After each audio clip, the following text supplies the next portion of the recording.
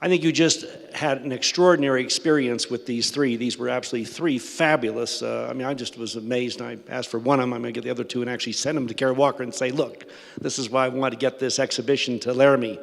But I want to come at this a different way. So what are you doing here? What are you doing here? Why are you here? I'm here because my teacher wanted me to be. But why are you here? For my position in the student government. Why are you here? I'm interested in the subject matter. So let me ask you, last week in Africa, Boko Haram slaughtered a village of 50 people, okay, that were trying to run away from them. What are you going to do about it? What are you going to do about it? Well, I don't know. In Pakistan last week, a woman was raped. Her family felt she would dishonor them. They stoned her to death. What are you going to do about it? What are you going to do? I don't know. We got the Kurds, the Shiites, and the Sunnis all killing each other, all trying to go crazy in Syria. Okay, 5 million people have left. What are you going to do about it? I don't know. I see.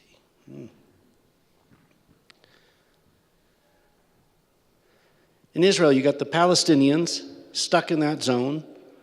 Okay, they're being used as pawns by powers around them. The Israelis are afraid that they'll be too large a vote and Israel will no longer be a Jewish state. Meantime, everybody's, starting to stab each other at night and knock off people on both sides. What are you going to do about it? I don't know. Ukraine, okay, it was doing pretty well, and then Putin decided that it wanted to sort of take over Ukraine. It's a mess right now. What are you going to do about it? I'm going to keep teaching children.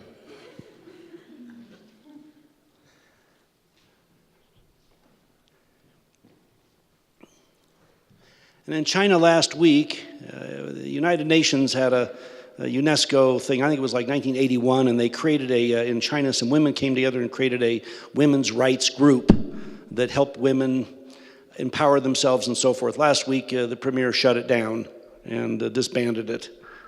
What are you going to do about it? Raise my son and daughter to be feminists. All right. So I think the talks that you just heard over here were from Peter and Colleen and Kerry were incredible. But I think the reason why you're here is because these are just monstrous issues. Okay?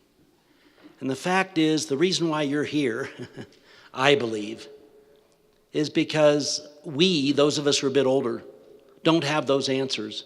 All those bright folks in Congress here and in Britain and all around the world, there are monstrous problems all around us. And they're all involving these same themes, okay, of people that hate other people, the whole power trip, the Russia thing, Ukraine, the gender issues, the tribes. Okay.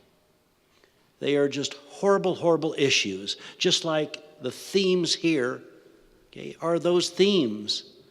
Now, I don't know how to solve those problems, because if I did, I certainly wouldn't be here in front of you. I'd be somewhere else trying to solve those. Okay? But these are the problems of your time. Okay? And you have to solve them. The I don't know isn't good enough. Because you can't graduate from here and go back to your nice towns or worry tonight about going to some party. Okay? That's not what Kara Walker wants you to do. Okay? What she wants you to do is try to see if there are answers in this work that can help you try to get a perspective, try to get a new idea, so that in a few years when you're out of here, you're the one stepping up and trying to solve these monstrous, monstrous problems of all the themes you just heard about, the inequality, the race, all the issues you already heard. That's why you're here. Because these answers, there's the answers that you have to come up with that are yet unknown. They're in these works. That's what she's doing. That's what Kara Walker's doing. She is putting up on these walls for you the toughest, toughest themes in human society. And they unfortunately have plagued us since Lucy in Africa wandered out from the plains. So good luck.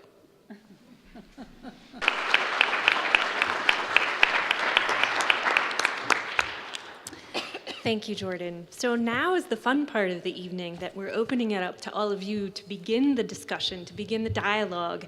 And what I'd like to do is take the mic around, and if you have a question for any of our panelists, I'll ask you to speak it into the microphone so we can get it on video. So with that, are there any questions? And if there are, raise your hand high for me.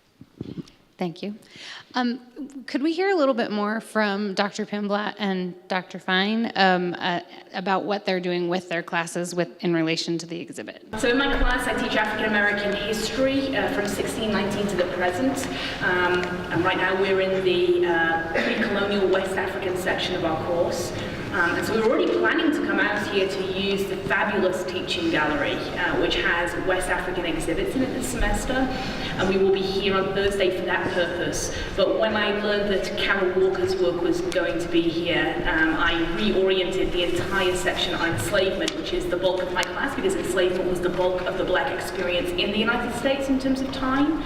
And so we will be here looking at these images as a way to discuss the kinds of things that I just articulated in the talk, emancipation, and whether emancipation was an approximation or whether it was realized.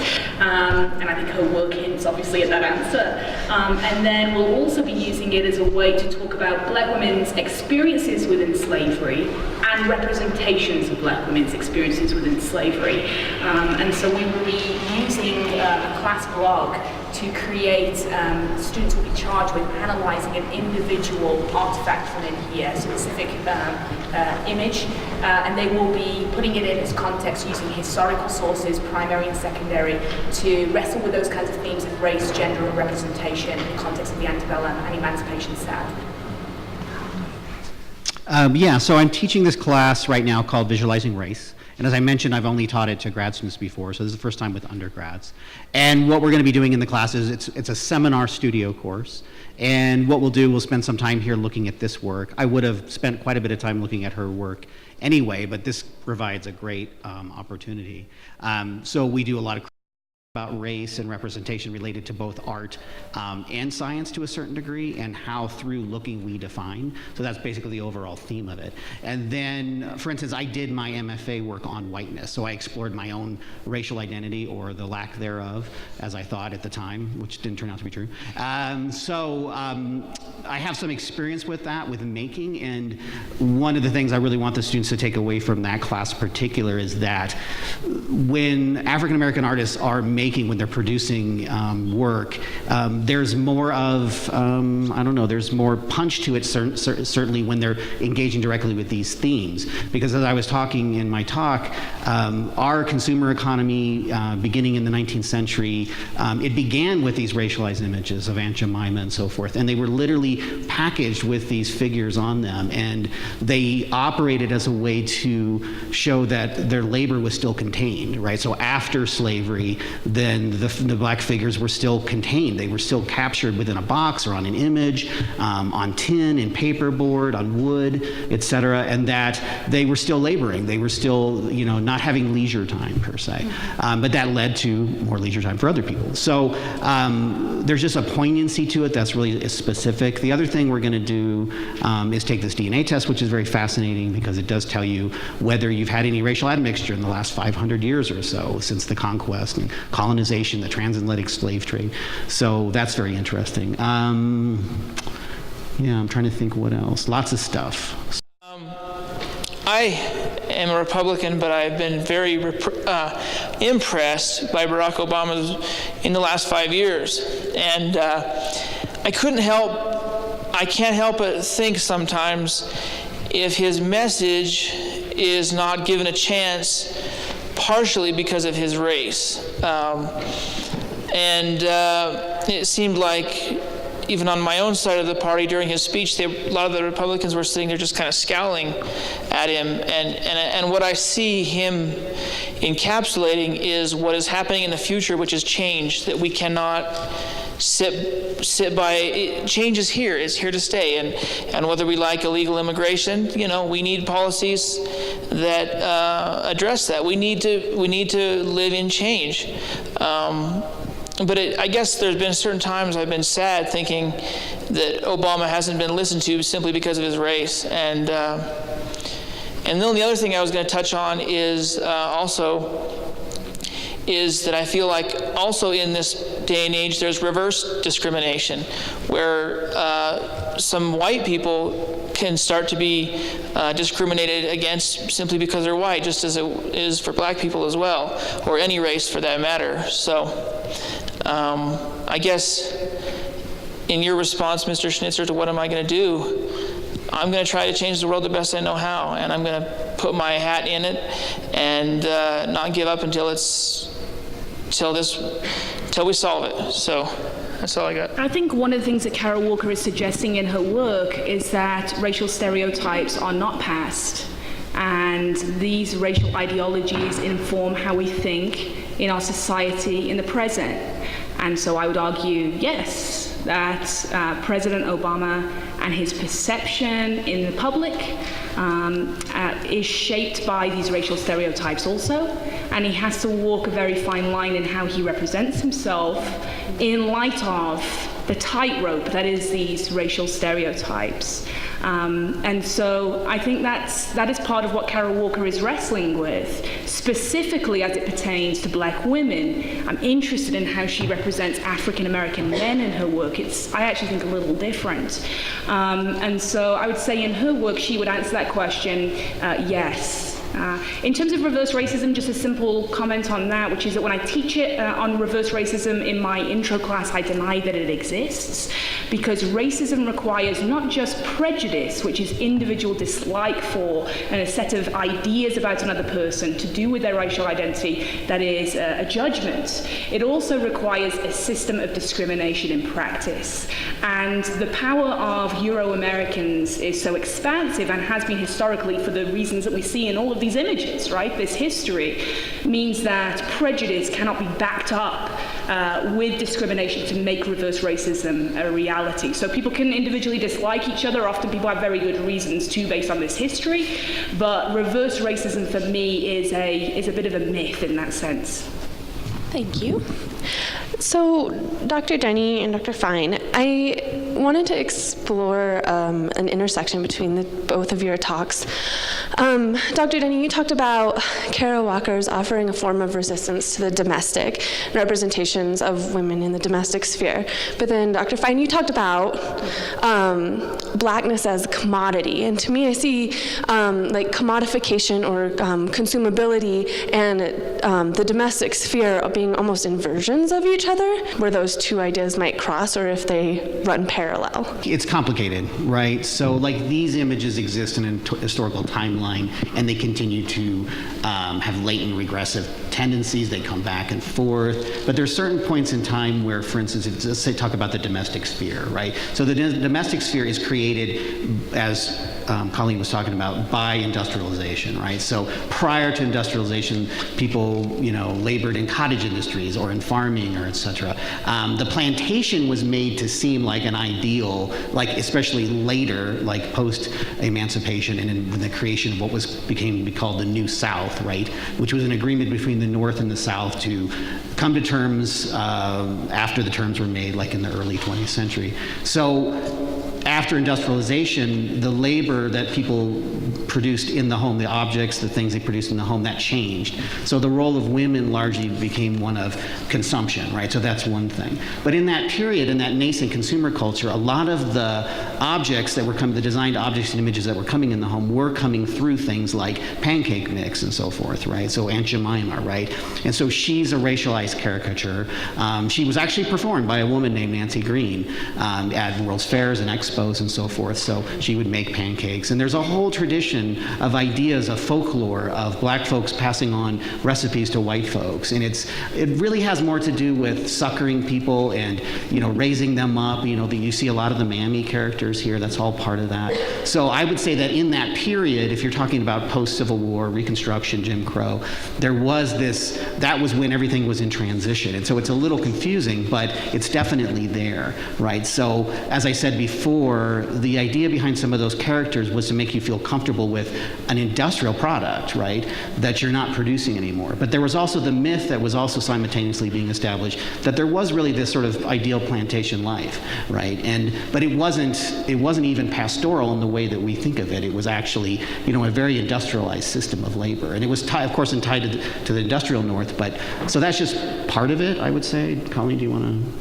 Yeah, I was going to go with the Aunt Jemima on the pancake box kind of image too, because it really does sort of conflate that whole idea of commodity and the domestic, right? And the continuation of that construct for us and that stereotype is definitely there. Right, and you saw the image that Colleen presented, Betty Saar's image of the Aunt Jemima within the box, I think. And that's really about containing labor, also black labor, because once people are emancipated, well, who's going to control that labor? And there's a lot of fears about mobility, right? So as there's a black middle class emerging, they're also buying these things too, but they're looking at it, they're being misrepresented, right? But so they're caught up in it too. There's always complicity, of course, when we buy things, when we sell things, when we produce things. But yeah, so I think that I was really interested in what Colleen where she was going with the body itself, right? And the body as being a vessel and an object, because once you objectify somebody and you see them as a stereotype, you can fill that person with whatever you want. Disgust, love, you can do those things simultaneously, oddly enough, right? And so that's a big part of this history that Kara Walker is exposing to us is, like she talks about her book, My Emancipator, My Lover, I can't remember the full title of it, I have it written down somewhere. And it's just, you really see my compliment, my lover, my emancipator, all those things mixed together. So that confusion of human emotion and human objectification, so. And there is that one image in the Emancipation Approximation, it's on this wall, of the black woman silhouette holding up the white woman silhouette in the big ball gown. And that, to me, is a really good image that addresses that subordinate role within the household, right? It's by the fruit of her labors and literally on her back that white woman is existing. It's an excellent question. They really do they fight against each other, but they come together as ideals, as ideas. I was also wondering specifically about the woman's body as the house, but then also looking at images of female slaves who have become the commodity. And so that history, that conflation begins to evolve as a result of the Industrial Revolution, but also in just the very nature of slavery. Mm-hmm. I think we've talked about kind of the silo and the box and fitting in these stereotypes. So my question is for the panel, but also to the audience. So if any of you care to respond, please raise your hand. But how can we all be brave when it comes to social change? Well, I'll just say, there's a lot of art students here, and, what artists and designers, writers do is they make things, right? So it's through the act of making, right? So you're engaging with a material, whether you're a painter, you're a ceramicist, you're working in wood, or you're working in a commercial field like design, like I've done for most of my adult life, either working in it or teaching it. And so you're always engaging with materials, and those things have meanings, and then you're engaging with the medium itself, the larger medium of what you're working in, and then that work becomes public. I mean, it's supposed to be in the public sphere, and once you put your work out there in the public sphere, there's the potential for change. I think Kara Walker affects a lot of change, and there's a lot going on right now that wasn't going on when, for instance, when I was working on my MFA in 2001 to 2004 in terms of like just hearing the words. I had to seek out, you know, texts on whiteness. I had to seek out critical theory on race and representation to really find it. But it's with social media now, it's ever present. So I would say I don't know about how the term brave, I'm not so sure about, but like I think it's just about you making and putting your work out there and owning what you make, you know, and understanding its history too. And Kara Walker, I mean, if you think it's easy to make this kind of work, I would think again. And so that's very brave. I mean, it's extremely brave what she does. It's very difficult to make difficult work, you know, and she's complicating it. So she's not making it simple, she's complicating it, but that's what's revealing the complexity of the relationships, you know, right? So like Ralph Ellison said, you know, white Southerners can't do anything, I can't even remember the exact quote, but sing, dance, eat, make love, marry, you know, anything without thinking of African Americans, right? So it's so tied up. You know, especially in Southern culture, when we talk about that, which is principally what she's doing, so that's why I bring it up. I think that the work that she has presented is extraordinarily brave in the sense that it challenges multiple communities. The most obvious one that people will look at today and think about from this audience most likely is the way in which it challenges dominant understandings of black identity and white identity. But it does that in the context of a black aesthetic and literary tradition too, from quite a controversial standpoint, and in a way that I said was, and most scholars have referred to as ambiguous.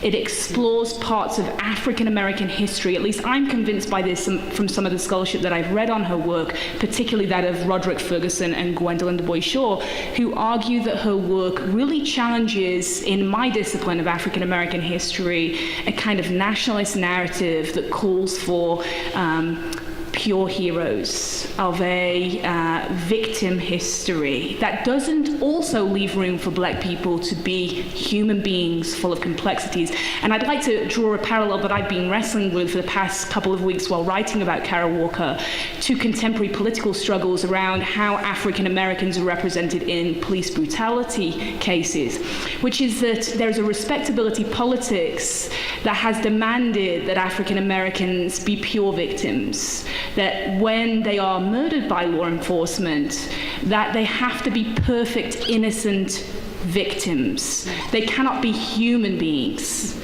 meaning that they have human personalities and moralities, complexities. And so I think part of what Walker's work is doing for me is demanding that black people be allowed to be human, warts and all, and that they be able to desire things that are taboo, and to have complex emotions and moralities that don't always ring as perfect or noble and true. And I think she's wrestling, and this would just be my assumption, it may not be true, she may say something different herself, but I think she's wrestling with that complexity in herself.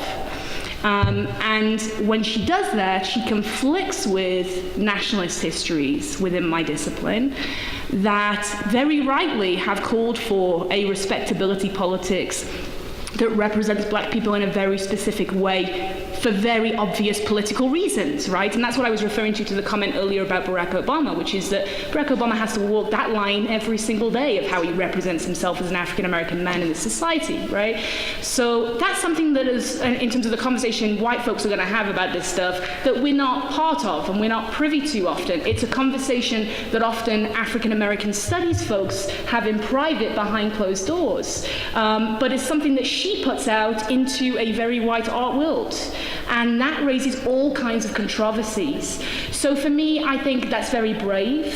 And I also think that it's very important because I think part of the bravery we have to have in our own moment in terms of struggling around issues of racial justice in the present is to fulfill that battle for true emancipation and full human actualization that lets people not be stereotypes either positive or bad, right? But allows them to be the full human version of themselves. And for me, that's what I find most compelling about her work. It's interesting. I don't know if any of you watched the PBS special where they trace back your history, your ancestry. So 3 weeks ago, maybe it was a repeat, but they were doing Kara Walker, and they traced back her history to the early 1800s, and she'd only known back to like 1880 or something. And I think it was her great-great-grandfather was a white slave owner. And she never knew that. I think his name was Chase. And the show does an amazing job going to all sorts of church records and county records and whatever. And it was fascinating watching her. I don't think it was, I don't think they tell the people from, her reaction was, she was contemplative but stunned. And I thought, here, the irony of, here you have her dealing with these issues, and then how did she deal with, after that show, that reality. And I think it was interesting on that show, there was a Hollywood actor on one of those sitcoms I don't watch, and a Caucasian guy whose his great-grandfather was African-American. And then there was that Donna Brazil, who's like vice chairman of the Democratic Party and been a state legislature in Georgia, I think it is, and whatever, and a well-known commentator. And she always thought her name Brazil came from Brazil or something, and they traced that back, and she had a colonel, a white slave owner was her great-great-grandfather or something, whatever. I think back to the question you asked before, when I pushed you on those bigger issues, my point of that was, as I said to the smaller group over there, our artists are always chroniclers of our time. And that's why I also said, as you've heard so eloquently, gosh, fabulous, is these themes are far more than just about the black-white relations. They talk about all these themes which have been brought up, and that's why they're so universal and so critical. And they do relate to all those issues all around the world. And on my other point, yes, this is your time now in your lives to help solve those monstrous problems. But right now, what you can all do, I think, is, and what this show should help you do, is work on yourself first. We all jump to stereotype. It just happens, and you have to catch yourself. You're human. We're all human. And you'll start seeing people of a certain race or this or educated or not or whatever, and it just happens. You just start making some assumptions, and you find that in yourself. And the first to be the best you can be is you've got to guard yourself from your humanity of reacting to stereotyping and so forth. The second thing is you need to then band together and stand up when you see that inhumanity, when you see those issues that women pay in this country. It averages 61 to 81% of men's pay. Okay? You've got to help solve that. Okay? You've got to demand that's got to change. Why does that exist? Okay? You have to help both the men there and the women there in our real estate industry. God, it's tough to get senior. We have our 265 people, 147 are women. And we've got some fabulous stories there I'm so proud of. And we've taken some gals that have been on the street and had them work as receptionists, and they moved on up and we paid for education, and now they're senior property managers and have their families, and the letters I get just touch my heart. Yes, I'm in business to make money. You need to make a profit when you're in business. On the other hand, you're part of a community. A company's part of a community. When you do those things, that's what brings you the joy. So the point is, you've got to stand up. You've got to, in your own way, guard against things in yourself and stand up with others as a community when you see intolerance towards others, and work together to change one community, one neighborhood, one block, one community, one city at a time. And that's what I think she speaks to all of you, to break it down into a smaller piece. And what I think when you walk out of here, you're going to be moved. You are moved by this, by what you consciously see, and by subtly and unconsciously things that are going on. And it's interesting, please come back a second time. And when you come back that second time, see how you have a different reaction to what you saw that first time. And that's, if there's any reason why we wanted to get the show here, is because, it's a pretty white community here. And thought it'd be good to get her work, to get this brilliant person to speak to all of you in your own way. So, and boy, all the things you're going to do with all the classes, that just is incredible. Fabulous. But just think, as I said, it's when you feel yourself reacting to someone or whatever, someone that's not as smart or this or a different, whatever it all is, okay, that's a real feeling. But then you've got to snap back and say, wait a second, what am I doing? How did I fall into that human trap? When you see someone else making some comment or whatever, you've got to say, hey, you can't really mean that. Come on now. That's how it's got to start. It seems that often when an individual wants to make a choice that would be stereotypical of the demographic they belong to, like a woman wanting to be a housewife or a young black man wanting to go into the rap business, they often receive no support from activists, or they might even be vilified by activist groups. How do we balance individual freedoms with what might be best for society, such as reducing stereotypes? Well, you mentioned the individual, and I would say that in terms of, if we're talking about representations, right? So we're talking about art in the public eye, it's meant to be public. But usually when we talk about the individual in the US, what we mean are white individuals, because that's the way a white person is treated. They're treated as an individual. So I touched on this a little bit in my talk, which is the notion of double consciousness, which is a term that was coined by W.E.B. Du Bois, and he understood as an African American what he called the Negro at that time. This is the 19th century. That you have to carry around as an African American. He carried around an image of himself, his exterior image, how other people saw him. And he had to keep that front up all the time in order to be safe and not to put himself in jeopardy and so forth. And then also carry his internal reality of who he really is. So when we talk about individuality in the United States, we're usually talking about individuals who are not grouped into certain groups. And that process of being grouped and not being seen as individuals is a very complex one. I'm not sure individual choices need to be vetted by activists. So I'm not sure about that part of it. But the way, if we're talking about the way that we see, whenever we look, we define. That's just the truth of it. And that has happened over time through art, through science. And so that things that look just a little unfamiliar to us suddenly become strangely unfamiliar, and things that seem just a little bit familiar seem very familiar. So when we look at someone, we may see them as very familiar, even though that we have no relationship to them. So that would be my answer to that. This is kind of over broader themes of the show, but I was just wondering if you guys could comment on the sexuality and violence themes that are showed usually in conjunction with each other, and how that is continuing today through like the dominant narrative of what the antebellum era represented. So if you could just talk a little bit about that. One of the influences for Carol Walker is pornographic literature, and she believes that these images are central to pornographic literature, and narratives of the antebellum South have been a form of titillation for readers in the present. So yes, these images are of the past, and yet they're also images about sexuality in the present, and how race and sexuality operates in often sadomasochistic ways in American culture, in which black women are, in one interpretation of their images, victims of this, and yet are represented often as pleasured by this, because this is an image that's controlled by people in power, right? So I would say that's kind of there's some good material that I've read, but I think there could be a lot more done on this about the more complex aspects of how we interpret sadomasochism within her work. But I think that's what I've read that I found most persuasive about this. Mm-hmm. Can I ask one question that I think... I was at the University of Virginia last week for an opening of a show by Richard Serra. He's the one that does those big sculptures, the Corten steel, and does amazing works on paper. And we're with a bunch of the professors there and so forth, and a theme came up, which I'd love to have the panel's reaction to.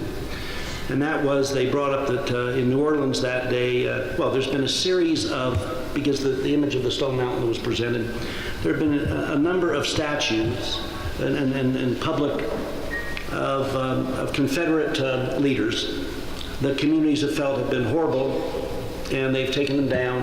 Now, last week in Oxford, they made a decision not to take Cecil Rhodes' names off that school and whatever. And we sat there, and I asked that question of the woman who runs the Monticello, Jefferson's home, the executive director, and the president of the university, and some others, about what they thought. I mean, was this good or bad? What do you do with this issue? Because I was thinking about Thomas Jefferson, and it's an amazing place, Monticello, and the history and what you learn as he was a big slave owner.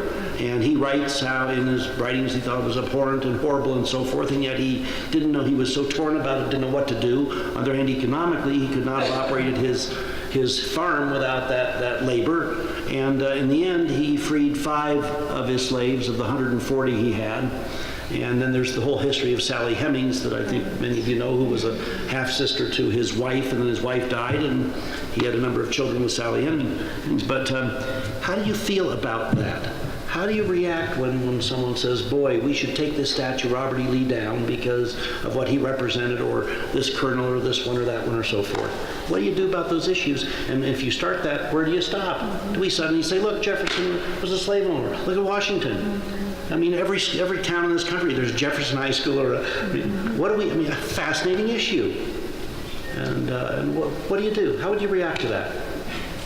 I think when Kerry was talking about pure victims, I think you mentioned heroes or heroism as well. And I think the fact that these monuments and statues are heroic in their qualities, I think it's different than naming a town or a county, Washington or Jefferson. I think those things will persist. But in terms of the monuments and so forth, they are presented as heroes, right?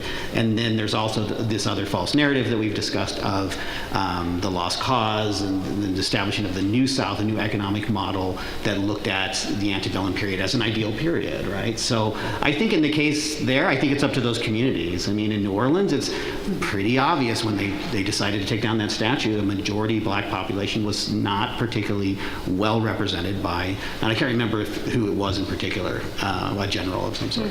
So I think it depends. Like, I have roots in the South, but and in the North, but I grew up in the North. So obviously I'm not gonna be as empathetic or sympathetic to that Southern cause, right? Like, I can join the Sons of the Confederacy. I choose not to. So.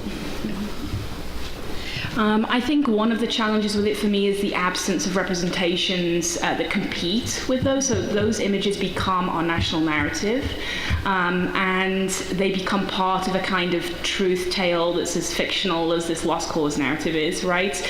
That people buy into to this day as kind of reflective of their heritage in the case of Southern whites often. So that, for me, that part of that is troubling, and that's why I have been very supportive, I guess, in my mind and energy, of students that have specifically made demands here and in South Africa of the removal of these monuments. But as a historian, I also worry that I want those monuments not to be erased. I want a critical approach to those monuments. And even more importantly for me, and I say it's particularly important here in Laramie, it's something we're working on in my other class this semester, is I want the erasure of black people's experiences and stories to be addressed, right? That their counter-narratives, which are, in some cases, I think this is what Walker's wrestling with, are also constructed fictions, right? But I think, and I do buy this, I'm kind of more in the Du Bois school, that I think there is greater truth to these stories, empirically. So, where I wrestle with Walker in this case, is that I think that needs to be reinstalled onto our landscape. We need counter-narratives of these kind of larger mythologies. Here in Laramie, the way that I'd see that happening in our own community is that we had a lynching in our community in the early 19th century, in the early 20th century, and we have no landmark on our landscape that indicates that large numbers of white people within our community participated in incidents of mob violence at 7th and Grand. And so black people's lives and their sacredness as part of our community is erased, and yet images of people that were slaveholders who participated in the subjugation of black people are memorialized and deified. That power relation for me, I guess, is the problem that I have with that, in that it's not being competed against by anything, and it's not being critiqued by, maybe a little marker at the side that puts Jefferson in his context or explains other aspects of what was foundational to our nation's history. The conclusion that academic group reached is it was wrong to take these statutes down. They should be used for discussion and conversation, and there should be panels, there should be a balance of trying to put in context of the time what these folks did and how our views have changed today. Fantastic. Thank you all for coming today. We strongly believe in the discussions created and flowing from this week's program will help all of us effect positive change in our communities. I think the conversation started here tonight is just the beginning of that. I like Jordan's kind of challenging, inspirational challenge, I guess, for all of us to come back and revisit this work and question ourselves. How does it resonate within our own individual individual with our bodies, we invite you to come back as much as you'd like. This exhibition is going to be up through May 14th.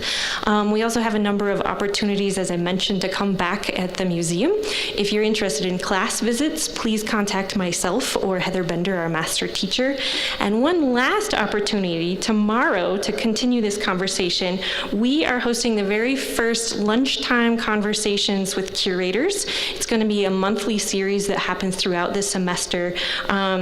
It's myself and Nicole Crawford. Tomorrow our special guest is Jordan Schnitzer, and we're going to have Q&A session, stories behind the artwork, and time to just have this conversation continue. So please join us from 12 to 12:30 tomorrow here at the Art Museum.